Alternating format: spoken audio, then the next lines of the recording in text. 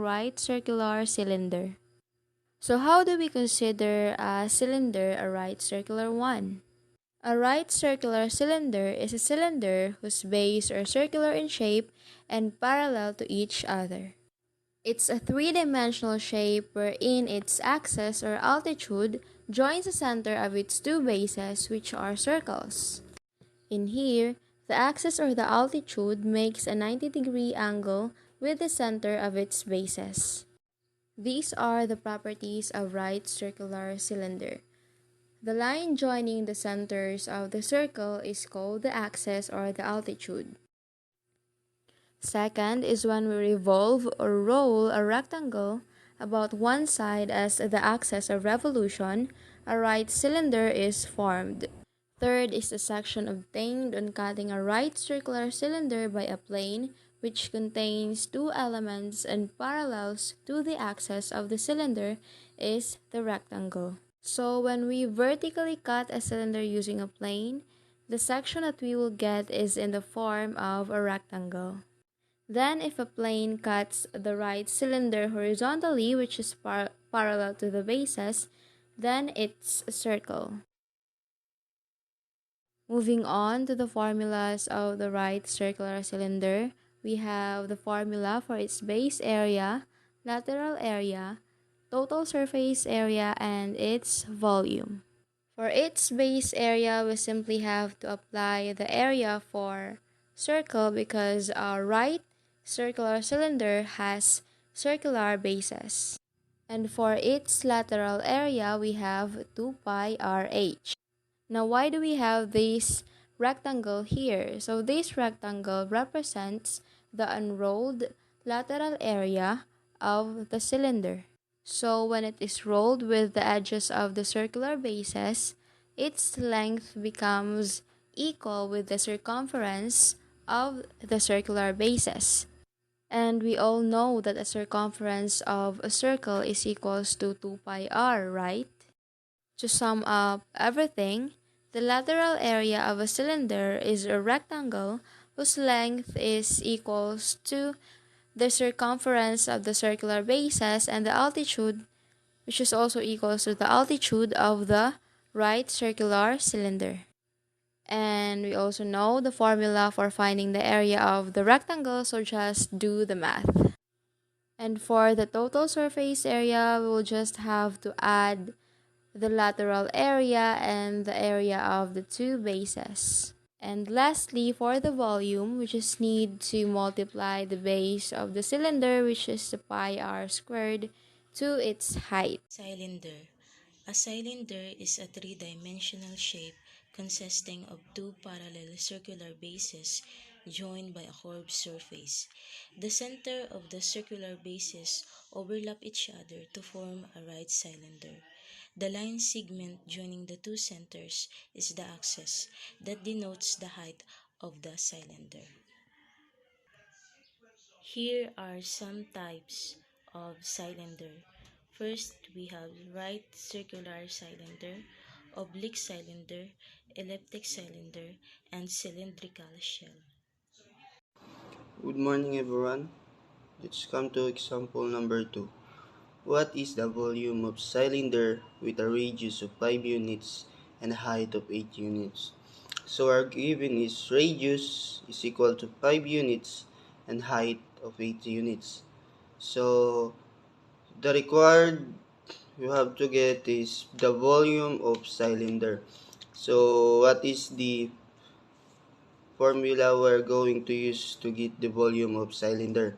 So volume is equal to pi radius squared times height, or volume is equal to pi times r squared times height. So volume is equal to pi times the radius is equal to 5 units squared times 8. Volume is equal to, so volume is equal to 628 0.32 units squared. So that is the volume of our cylinder. Let's discuss the properties of a cylinder. The bounding cylindrical surface of a cylinder, or this slanting part of a cylinder, is called the lateral surface, and the two bounding parallel planes are called the bases, which are equal. The area of the lateral surface is denoted as A sub L, and the area of the base is denoted as A sub B. The perpendicular distance between the bases is called the altitude of the cylinder and is denoted as h. Every section parallel to the base is equal to the base. Any two parallel sections, neither of which cuts a base, are congruent. The right section is perpendicular to the axis of the cylinder. The area of the right section is denoted as AR. The line that connects centroids of bases from the upper base and the lower base is called the axis. The length of the axis is equal to the length of an element, and the axis is denoted as L. For right cylinder, the area of the right section is equal to the area of the base, and the length of the axis is equal to the altitude. So next is 231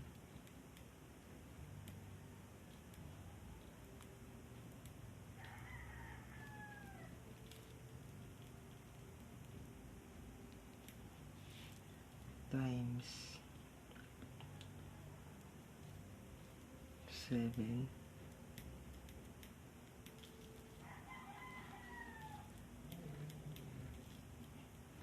divide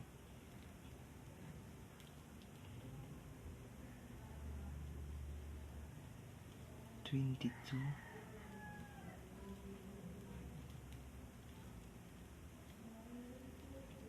times 25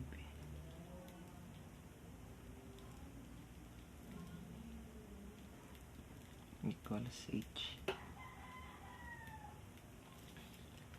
So on 7 and 22, which is from the value of pi 3.14, once na i-divide ini niyo nga duha, 22 divide 7, which is ang Gauss niya is the value of pi, which is 3.14, and from the 25 is in times la po ini kaduha. 5 times 5 equals 25.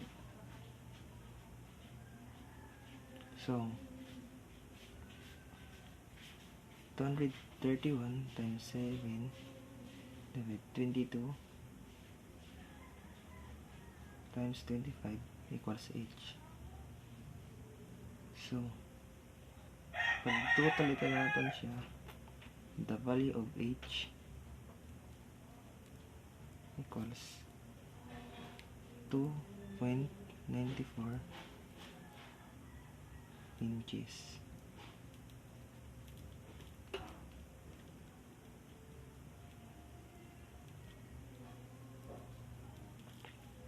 So therefore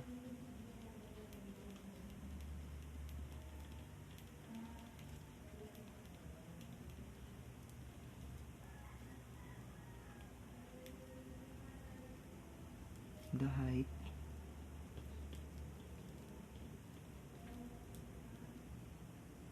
of the can should breathe to by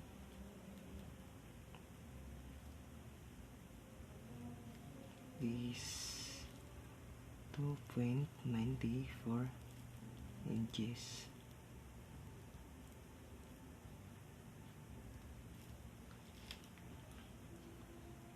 So, i-draw natin yan na scan, which is form of cylinder.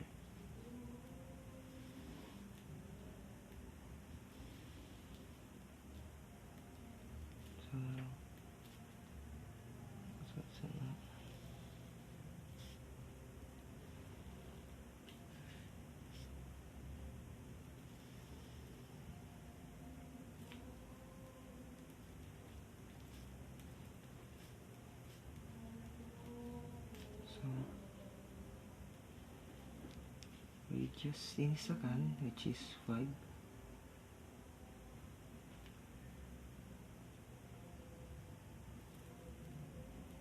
And so for the height,